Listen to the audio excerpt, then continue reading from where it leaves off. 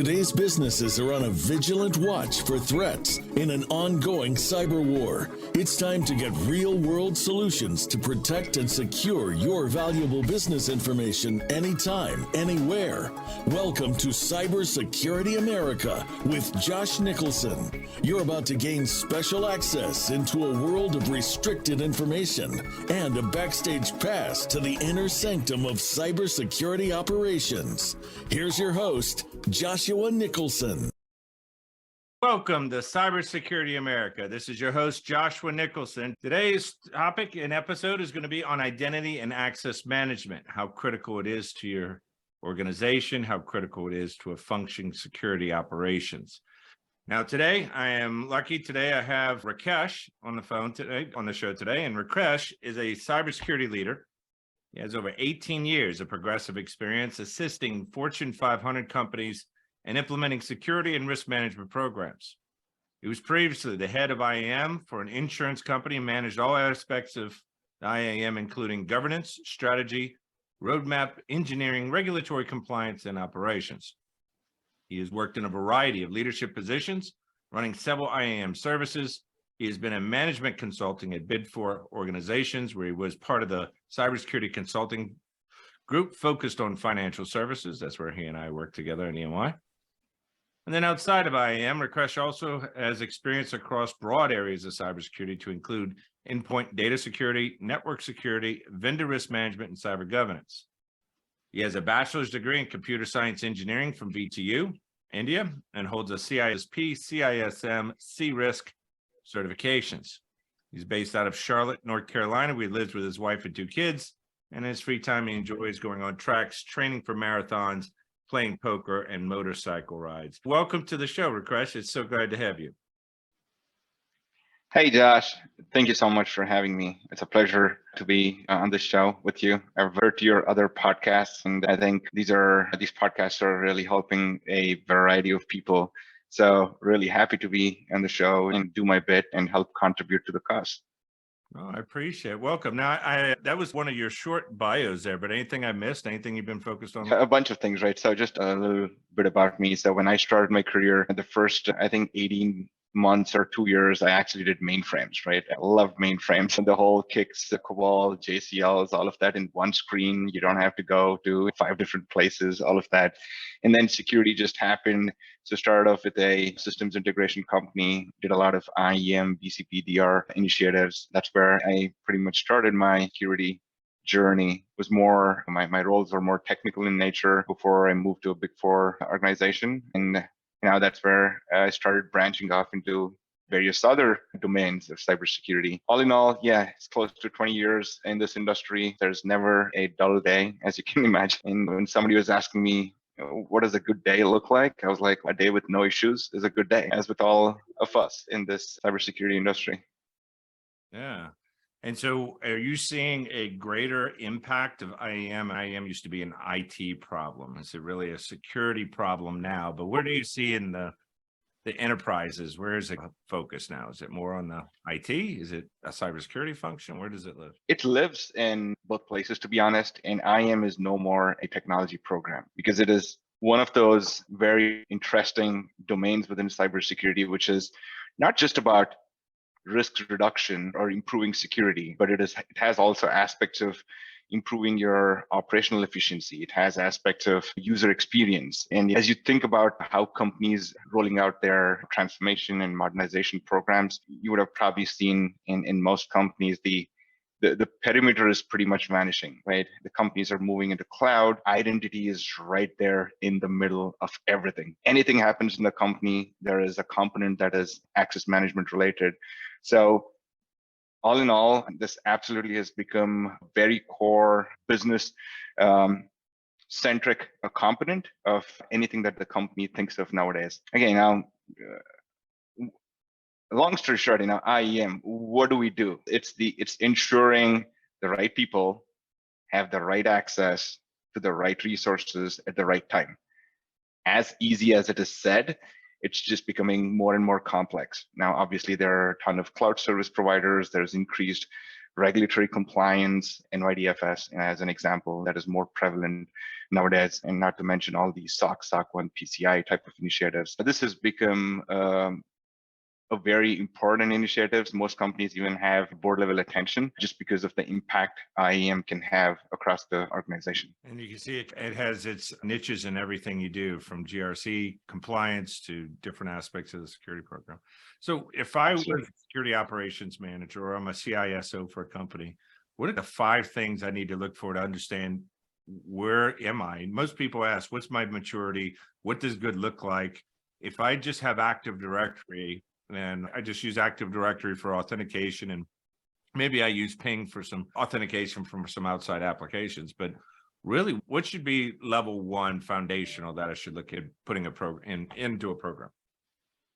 Yeah, like any program as important as IAM, what you absolutely need to start with is what are your drivers? It includes things like what are your business imperatives? What are your regulatory and compliance requirements? What are your audit issues? What is top priority for the businesses? Now, starting from there, you obviously get into steps around defining what a strategy or a roadmap would look like for your company. Now, obviously, putting together a strategy and a roadmap does not happen overnight, right? You put together things in place and then things change. So you have to continuously refine your strategy and roadmap. So you should always have your eye on the future, the vision, right? Sometimes you have to take different paths, but the first step is to absolutely define your priorities, define what your short-term strategy looks like, what your long-term vision looks like.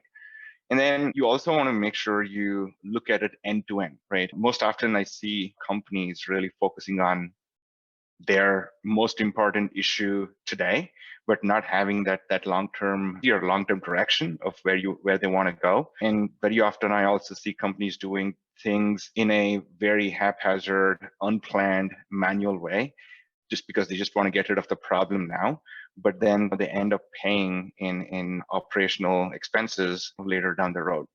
So if I were to start in a green field, then I would absolutely understand those few things that I mentioned. And then the second thing, you want to look at this end to end, right? When you talk about IAM, you're really talking about like an entire life cycle, right? It starts from when a user joins your company to when they leave the company and everything in between. Okay, just as an example, you hire somebody, they come in through your workdays and whatnot, and then they're fed into your IAM system. So day one, they need all your birthright access, things like your email, your network account, your access to your portals, homepages, and whatnot. That's not where it stops, right? They need their day 2 access, things like business roles related access, whatever access they need to do their job function. So if you look at the life cycle, a user has to come in, put in a request. The right people have to approve those requests. Again, depends on the type of access, right? If it is privileged access, then you need additional levels of approval. For example, you want to make sure the access does not have any conflicting entitlements. You don't want to give somebody access to, for example, create an invoice and approve an invoice, right? You can do that. Once you get past the request and approval phase, you get into provisioning and deprovisioning. Right? How do you create an account? Are you creating it the right way? Does it have the right metadata and whatnot? So once you create the account, the user has access. You want to make sure they have the least amount of access needed to do their job, some of the basic access management principles. And then you start talking about authentication and authorization, right? Things like your desktop sign-on, single sign-on, multi-factor, two-factor, risk-based authentication. All of those come into play when you look at authentication, right? And then you have your crown jewels, managing privileged access, managing directories, managing keys and secrets. You have to think about this end to end, and you have to make sure you have controls across the life cycle. Things like you leave the company, you want to make sure your birthright or perimeter access is revoked immediately, right? So just so you cut the person off the network, there's nothing malicious going on, disgruntled users doing bad things. So you have to look at this across the life cycle. You have to make sure you implement controls in each phase of this life cycle. So once you identify your long-term strategy, once you start looking at this end-to-end, you start defining your roadmap, you start defining your projects, where it takes you from a level 1 basic maturity to maybe a level 2.5, level 3, right? Or you reach a level 4. Achieving level 5 is easier said than done. I've hardly seen companies do that and do it well across the landscape of IAM. But you do want to think about phasing out some of these. And the most forgotten part in many IAM strategies and roadmaps is the user experience. There's user fatigue, right? Because you want to make sure people are able to log in once and access whatever they want. Or if they're coming from a different place, you're applying multi-factor. You're sending managers these access recertification emails, right? I've had complaints where they're looking at like a list of 1,000 entitlements. The managers don't understand what they're looking at, which leads to bad decision making. You want to keep the user experience in mind as one of the key considerations while defining your roadmaps. It's interesting. When I was at Wells Fargo, you get these entitlement messages that would come in and they would say, your employee has this right. And it was like 3 pages long. I have no idea what those rights. I mean, it was a kind of archaic group name. So you really don't understand the context of what you're approving.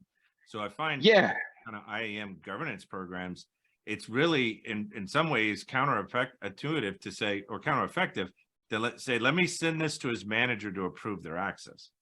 I think that's fine if it's put into a context that you can make a decision on, other than some archaic group names of Active Directory, where you have no idea where that's assigned to. You don't know what it does, And what happens is the manager gets put into a role where if he kicks back on anything, he has the potential of stopping his employee from getting something done. Something stops working. All of a sudden there was a blow up because I didn't know that.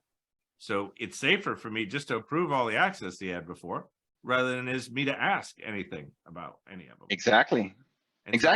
That has so many issues right there, right? One, you're rubber-stamping access. The access review is not really solving the objective for which it has been set up. And second, people use this data for other things, right? So if you're building roles, if you're building policies, if you're building like an access baseline to do some data analytics, apply some AI on it to generate some intelligent data, all of that starts using a wrong baseline now. The key to that is when you do this work for the first time, you want to make sure you invest the right amount of time, understand the business processes, understand the business context in which the access is being used, and then present it to the manager. Now the manager can see, here's a group that is using this application. It gives him this person a read access, this person a write access. 5 out of 10 people in my team have it, or just 1 person has it, which is probably an anomaly. You have to give contextual data. You have to wrap that data around whatever you present to the users. Otherwise, a lot of IAM programs fail for that nature because people do it for the sake of doing, but not keeping the core objectives in mind. So now you've worked for very big insurance companies and you've done it for Ernst & Young. And so you've done a lot of big stuff. What are the couple first, 2 or 3 items that you can almost guarantee failure with? If you start off doing it this way, there's no way. Get it back to the security world, the security ops world. If you start by dumping all your data in the SIM and just trying to figure it out after that, you're in trouble. So unless you define the use cases in the beginning and then the data sources, and then you decide what to pull in, versus what do most people make a mistake in IAM and not focusing on? A lot of different types of things, but I'm going to perhaps highlight the 3 or 4 things that I commonly see. First is not understanding the organization correctly. By that, what I mean is you need to understand what the operating model is currently of how IAM is being managed, being applied, to know where you want to go. If you do something in silo, like federated operating model, right? Each business unit doing their own type of IAM, not really following to the standards that you've put forth, just this federated operating model and the federated nature of governance, that I've seen particularly does not work well. It's fine to have the work done in a federated way, but you need to have central governance. Even if you are not doing the work yourself, but if a business unit or a third party or whoever is doing it, you need to have appropriate amount of governance. Otherwise, it's just going to be inconsistent, siloed, and you're going to spend a lot of time and money later trying to centralize everything. Again, if you centralize, that's great because now you govern everything in one place. But again, not all companies can centralize just because the way companies are set up. But if you're not centralized, make sure at least you govern everything in one place. The second thing is just short-term projects to solve the need of the hour. If you have a SOX problem, get into one of those IGA tools and you start onboarding applications for the sake of free certification. What you're doing there is you may be solving the problem for now, but what you have not looked at, that entire life cycle I mentioned, you're just taking a very, very short-term view, very narrow approach of solving the problem, if you will. And then the other thing is I've not seen companies look at how IAM processes and tools and technologies are adopted by business units. You have to make it easy for your users. You have to make it easy for your application owners, business IT stakeholders to adopt IAM services. A lot of time they get hung up on how a tool works versus making it easy for people to adopt. So you should be looking at it, defining a foundation, defining a framework, defining approved patterns, REST APIs, service bus, whatever those solutions and processes may be. But at the end of the day, you have to make it easy for your users to the solution. So, that user or application adoption, just the federated way of things working, and a lot of time companies having a very myopic view of solving for today's problem hasn't really helped a lot of firms. Those would be like 2 or 3 things that would come to the top of my mind. So tell me this, you really experienced at the enterprise level. What does a smaller or mid-sized company think about with IAM? I'm sure there's a different approach. Can't really centralize a lot of things. It's different technologies, different problems. So what is your focus for a small, medium-sized business? So let me take a step back and just tell all the different pillars of IAM, right, before I start answering that question. So you have what we call IGA, Identity Governance and Administration. That's the pillar that has your request approval processes, recertification, provisioning, deprovisioning, access revocation, data analytics. All of that is what we call IGA, right? And then you have authentication and authorization, which is basically your single sign-on, your MFA, risk-based authentication, policy-based authentication, 2FA, all of those things, right? And then you have privileged access management, where you're looking to manage your highest level, people with highest levels of access, things like your domain administrators, your Active Directory schema administrators, people who hold the keys to the kingdom, people who have access to bring down an entire AWS domain, people who have access to your vaults. All those guys are what I would call privileged users with high privileged access. So managing the entire lifecycle of a privileged account and entitlements is another pillar, right? And then you have other things around directory services, and you have your horizontals like your cybersecurity architecture, governance, controls, etc. Right? When you're looking for a small size company, and again, obviously depending on the risk appetite of the company, what you want to start with is identify all your high risk assets, high risk applications. I would encourage them to get those applications, those platforms secured. And for example, privileged access, right? I think it was a Forrester report that said more than 80% of data breaches involve privileged access, because nowadays the threat actors, the cyber criminals, are not necessarily looking to introduce malware or disable your antivirus or disable lock tampering, things like that. Instead, what they're trying to do is try to find the weakest link, try to get access to a valid account, do social engineering and phishing to get around your MFA controls, right? Standing up for those web pages and whatnot. At the end of the day, they try to get access to a valid account. Once they're in the network, then obviously they can traverse, right? They can hop across networks. They use AP, SSH, whatever protocols to try and gain access to the privileged accounts. Once you get access to privileged accounts, that's how they start infiltrating networks and data, right? These are all the various, what I call verticals or pillars with IAM. For a SMB company, coming back to the question, I think start with securing your platforms and your networks. That's number one, because that's your first layer that is exposed. Next, look at the application layer. And when you're doing application layer, make sure you're doing it end to end. No, that makes sense. And I mean, is your IAM program really hampered from having low visibility of how many applications are actually out there and supporting legacy protocols? For instance, we had an issue here where we had attack or password stuffing attacks against the Azure instance. And when we got into doing some of the incident response on it, one thing we noticed is that legacy protocols were enabled.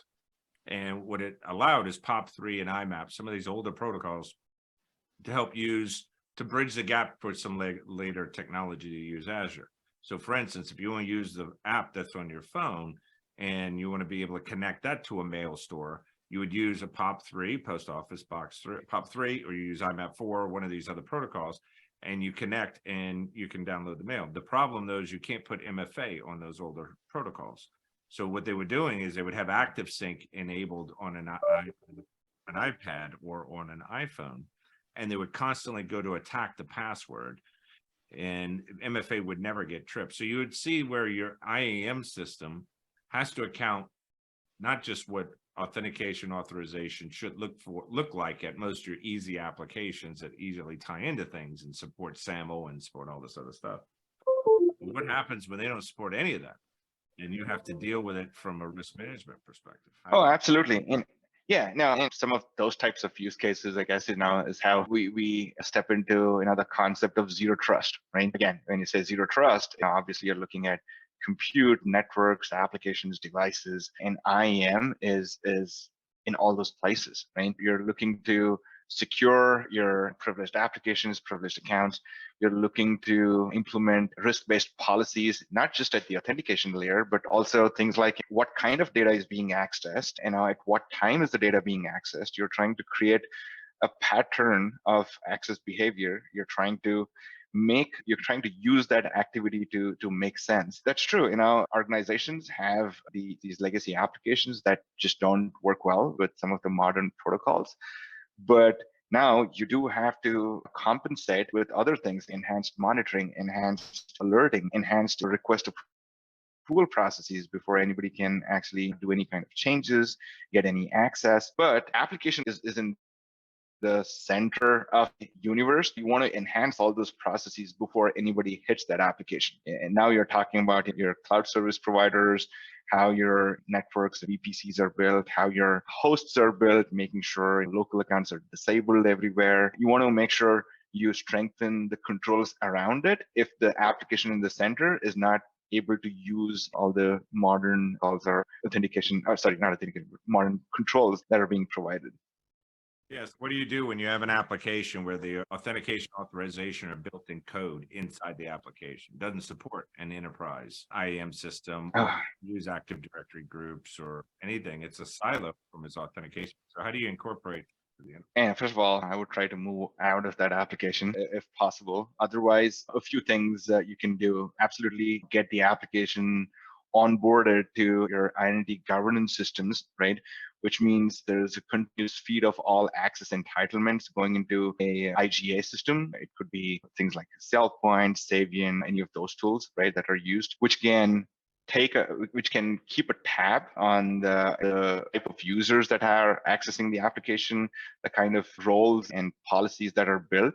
And you can start defining some policies based on the requirements of the application. Meaning, if there's a trading application that is being used strictly between, say, 9 a.m. and 5 p.m., you can absolutely trigger alerts if somebody's accessing the application outside the timeline. Right? Other thing I would do is focus on the authentication framework, if you will. Most of these obviously have standalone databases or authentication happening locally within the application itself. Now, these are the ones you want to care about more, because anybody can create their own local accounts in a malicious way and get access to the application. So I would have increased monitoring on any new account creation, and also involving managers and application owners in reviewing the access. Again, like I said, and I would try not to use applications that have threads and everything built into the code, or doing siloed or standalone transactions. But again, I absolutely understand that large companies do have those types of applications.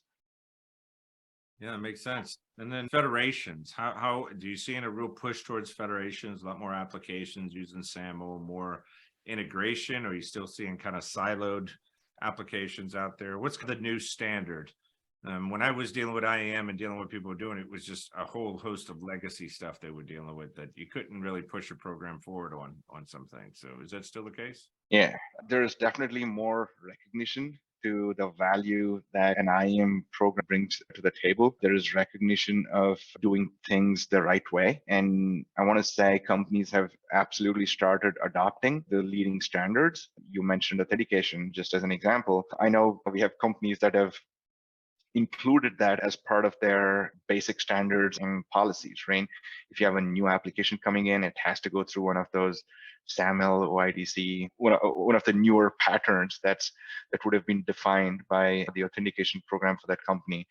It has become a mandatory requirement now, especially if you see, I think any company, I think I was reading this report that said they subscribe to at least 90 to 100 SaaS providers, right, or services. You cannot have users from your company going and creating their own user IDs and accounts in each of those SaaS providers or SaaS applications, right?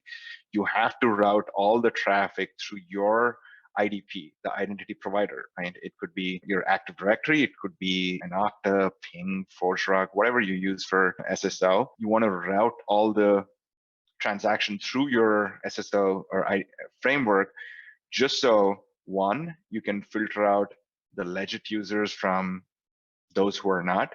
Second, you can apply the right amount of the right kind of policies about who can access, when they can access, what kind of access they can.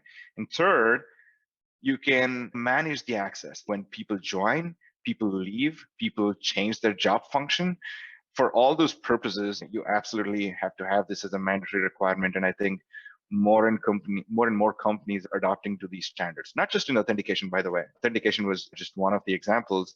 But then when you're looking at applying the entire IAM toolset, you're looking at doing all these things like the request approval, the segregation of duty checks, applying the principles of least privileged, reviewing access on a timely basis, quarterly, sometimes if it is privileged, yearly, if it is not so privileged, making those controls mandatory for any new application coming into the firm.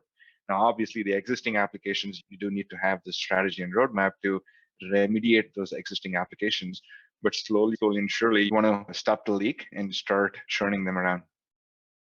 Yeah, it makes sense. So what is a good business case when you put for your management saying we need to invest in identity access management, we need to do this, we do that? How do you point to an investment point? How do you say we have X amount of users doing this or that? Is it always compliance that justifies identity access management, or is it used to be compliance? It used to be compliance. SOC 1, for example, were one of the biggest drivers because in PCI, of course, because they need you to review access at a periodic frequency, but not in regulatory compliance and audit issues are one of the drivers. There's absolutely more drivers than just that. By that, what I mean is any organization or decently sized organization, for example, they have users submitting thousands of tickets, right? The manual effort to look at a request, to make sure it has all the right information, to make sure then you actually provision access, contacting the user. There's a lot of manual work. So organizations have looked at operational efficiency as one of the drivers, because once you automate this entire process, the request approval, the provisioning, deprovisioning, you're looking at savings in the order of millions, because now you're talking of 20, 40,000 tickets as an example every month. Now, like I said, now operational efficiency is another driver. User experience. And when I say user experience, I think most of the context we're talking about is workforce or internal, right? But there's an external piece of external customer related side of things too, right? So if you have for example, customers accessing a application where they just need a code, right, for whatever they want to purchase. You want to look at how you can do some identity proofing whenever you have new customers joining or registering themselves. So there are a set of IAM functions. Again, those slightly differ, but conceptually they're still the same. You're looking at things like registration, you're looking at password management, you're looking at identity proofing, you're looking at your password resets, and then you're looking at certain roles. Now, companies use the IAM tools and processes on the customer side to do a bunch of things. One is to streamline their experience. Second, I've seen banks, for example, connect there are different channels, right? So if you are, as a user, call a call center versus you walk into a banking center versus you just call the IVR, they want you to have a very streamlined experience. So when you apply the concepts of IAM, trying to correlate all these different channels, different user flows, different user experiences into one streamlined pattern, I think they find that it suddenly simplifies the experience for users, right? Yeah, now you have one way of doing things, irrespective of you calling a bank versus logging in online versus walking into a banking center, right? So there's the customer side of things, which is one of the biggest drivers as well. Long story short, it's just not regulatory or compliance related drivers, but there's operational efficiency, there's user experience, there's quite honestly a lot of things to do with reducing risk. We are all in the business of risk reduction. IAM plays an important role. Yeah, it sounds like it. I think at first you think of it from a compliance perspective. You got to be able to do audits, attestations, but when you look at it from a integration perspective, reduction of manpower needing to do the functions and do the attestations and do everything, that if you could get done programmatically at a platform perspective, it's a lot more cost effective and a lot more efficiency and not prone to human error. And I think the bigger piece too, as well, is not just the streamlining for internal users, but when you have an external facing customer base, when they're online banking, for instance, the customer experience goes through the roof. Half the time they don't think about the customer experience of the employee, of what it's like to authenticate internally, but they definitely understand the customer's perspective and how do you reduce that? And then how can I play into a better security here? Or how do I self-report some access maybe I don't need anymore? Or how do you put the hands in the user versus this overreaching, overarching program that's going to analyze everything and it's going to send you an audit email and ask you a test? How do you have some self-reporting too as well that can help self-manage some of the credential management, Yeah, one of the ways, the biggest way an organization can help itself is using self-service. You want to show your users as much contextual data as possible so they can make their own decision. This also goes back to, like I said, you have to make your services adoptable very easily by your application teams, platforms teams, all your business IT teams. You don't want to take them through a 100-step process. Instead, try to do those 4 or 5 things they can do. Nobody has the time to go invest 6 months to just onboard an application to one of your tool sets. You want to cut that time down to a week, 2 weeks, a few weeks to get it done more quickly. Now, in this cybersecurity business, we know users are the weakest link, right? If you do not educate your users, if you do not build that culture of doing the right things, doing it the right way, and not necessarily taking the easy way out, you do that, you are opening yourself up to a lot of cybersecurity related issues. Now, I've seen a bunch of things being done, specifically with IAM users, right? One is helping the IT teams and business teams understand the importance of having their applications onboarded to some of these services and controls. It could be identity governance, it could be privileged access, letting them know how it benefits them, how they're going to reap the rewards by spending this little time, and what kind of ultimately how they're helping the company, right? Whether SOX compliance, SOC 1 compliance, PCI, any of those things, right? Second, doing some road shows about what is the basics of, or what are some of the things that you would expect a user to do, meaning make sure you have strong passwords, make sure you have your MFA set up, make sure you're not connecting to unsecured networks when you're outside, things like that. Or even from an IAM perspective, doing things like do not give admin access on their laptops and desktops, right? A lot of times users don't know,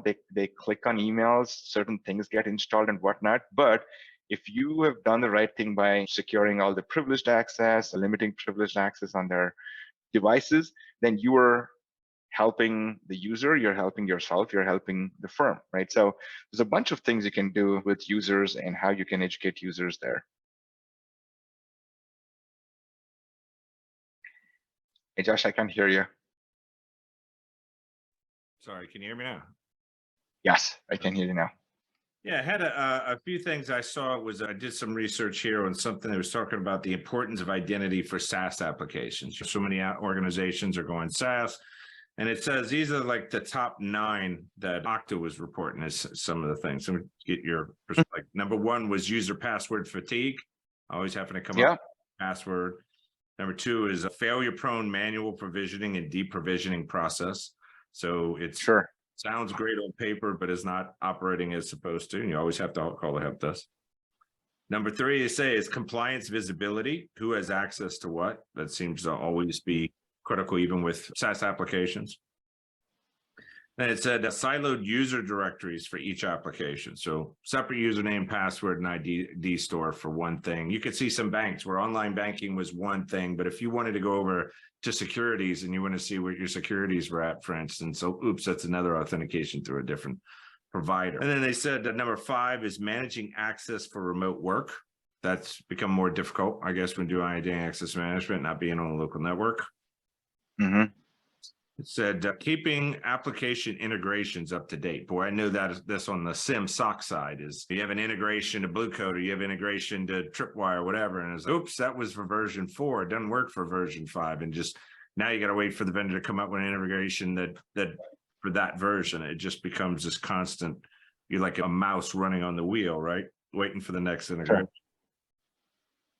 And it says number 7, different administration models for different applications, different groups. Ones. Another one is suboptimal utilization and lack of insight into best practices.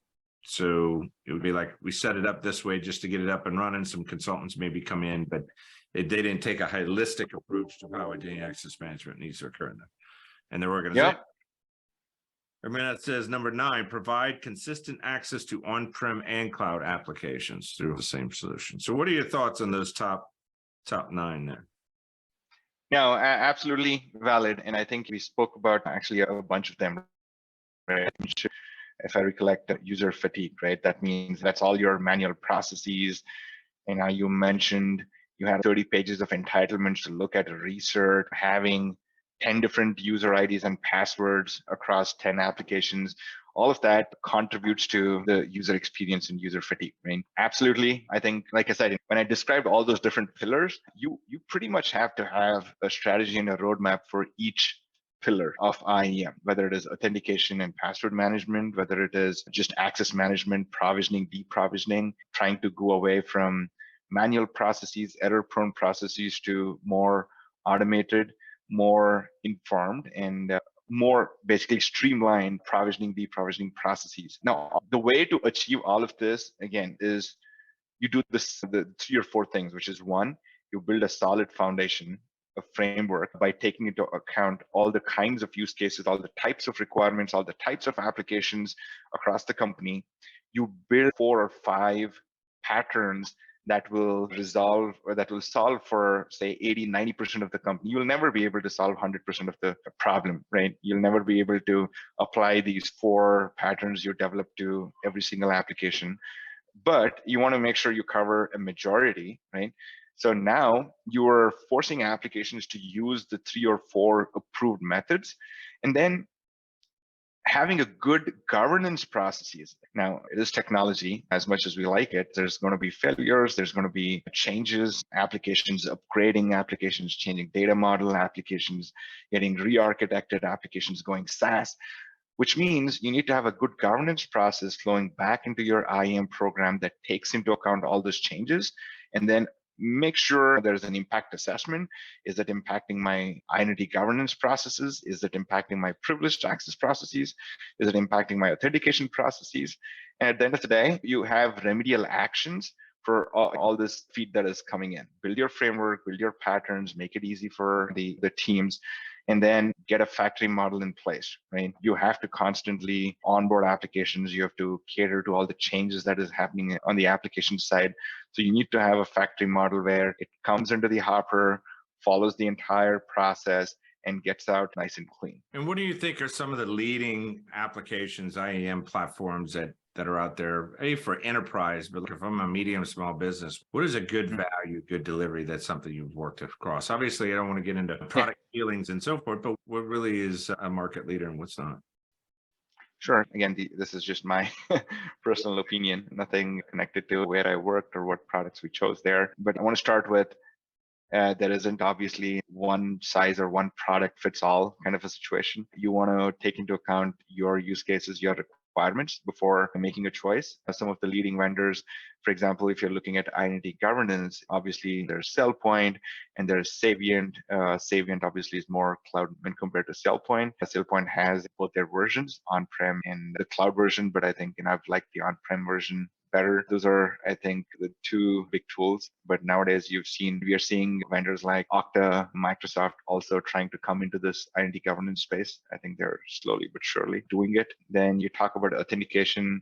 Obviously, there's Ping, there's Okta, there is ForgeRock, variety of tools. For again, each of these vendors have different types of models or licensing models. So depending on what tier you fall under, they're going to have something that works well. For a SMB company, I would perhaps even look at Auth0 when compared to the other tools. Privileged access, I think there's CyberArk, obviously, I think has been a leader for a while. There's Beyond Trust. I think BombGuard and Beyond Trust merged, right? So that's another company. There's Centrify, which I think is now called Delineate. They have their own set of PAM tools. There's Quest, or I think One Identity. I forgot what it's called now. I think it's called Safeguard or SafePass. I don't know what the name of the new company is, but those are some of the major tools in the market when you think about IAM. Now, all these are vendors. Yeah, 15 years ago, it was Tivoli and SiteMinder is what I got trained. Correct, Oracle too. Those are the products, but keep in mind, each cloud service provider is coming up with their own cloud native product, right? So Azure, for example, it has Azure PIM, which helps manage all your accounts. It has capabilities like just-in-time access provisioning and access management capabilities. Same thing with OS, their own authentication module. If you wanted to use that, all of that can always go back and look at your identity provider on-prem, or you can even work with your SSO tools that are within the company. So there's a lot of cloud native options that are available. And then there are all these other vendors. Now, as a company, you want to look at the pros and cons of the two categories of tools, right? Using cloud native versus cloud agnostic, and make whatever is the best decision for you, right? If, for example, you're primarily a Microsoft shop, all your applications are on Active Directory Azure, and perhaps going with Azure, going with Microsoft Authentication, their services makes sense. Whereas if you're a shop that has AWS, Azure, GCP, you have all kinds of applications, legacy and modern, etc., then maybe it makes sense to go cloud agnostic and use tools outside like a SailPoint, Savient, CyberArk, any of these tools. So now you're managing all of these externally. It may not work as cohesively with some of these platforms as you would like, but it gives you the advantage of managing it in one place and more centrally. Yeah, it makes a lot of sense.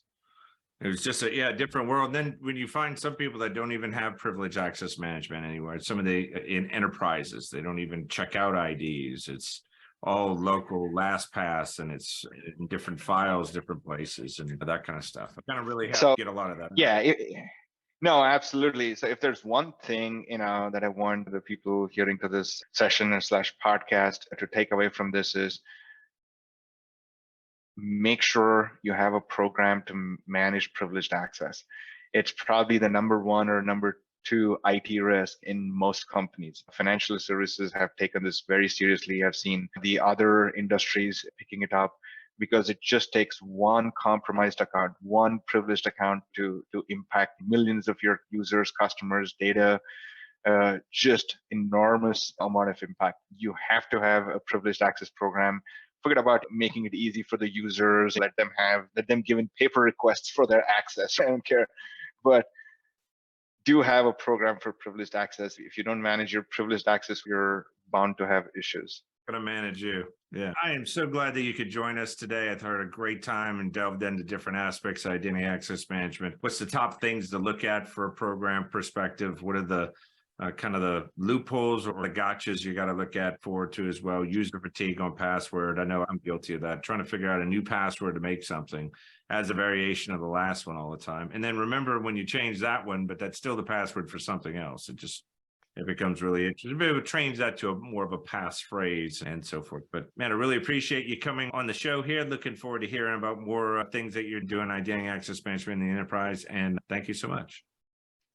Yeah, thank you. Thanks, Josh, for this opportunity. It's been awesome talking about cybersecurity and IAM, and looking forward to your other topics and other sessions. Thank you so much for having me. Thank you. And for everybody else, just remember to hit that like button, hit that subscribe button, tell your friends about it. You want to repost that on your LinkedIn and your social media. We're trying to make sure that we're able to reach as many people as possible. Also, this podcast is supported by Deep Seas. So that's the company that I work for. They happen to sponsor this program.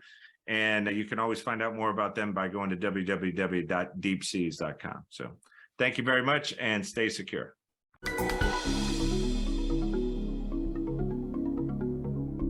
Thanks for listening to this episode of Cybersecurity America on the Voice America Business Channel. We hope you've learned some valuable information to help you be a better executive leader and navigate today's complex world of cybersecurity. Until next week, stay secure.